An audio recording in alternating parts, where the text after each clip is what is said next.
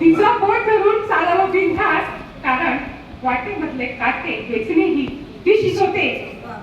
तीच शिकवते आकाशाला मिठीत घेणे, तीच शिकवते आकाशाला मिठीत घेणे, आणि मातीमध्ये पाय रोवणेही तीच शिकविते, मातीमध्ये पाय रोवणेही तीच शिकविते.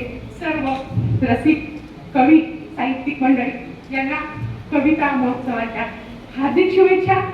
आणि मला कविता सादर करण्यापूर्वी आदरणीय गायकवाड सर यांच्याबद्दल बोलायचं आहे. त्यांचा कविता गजल संग्रह वाचला, काय शब्द आहे.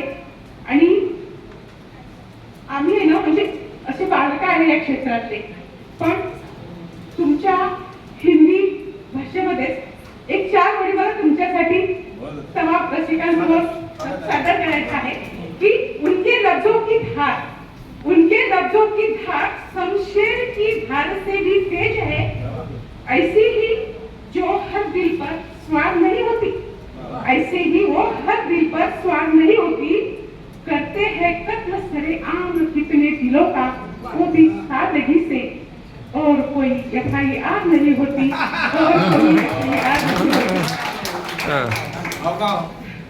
आणि कविता सादर करते 2.5 मिनिटाची आहे. फक्त कवितेचं शीर्षक आहे सांग काय फायदा.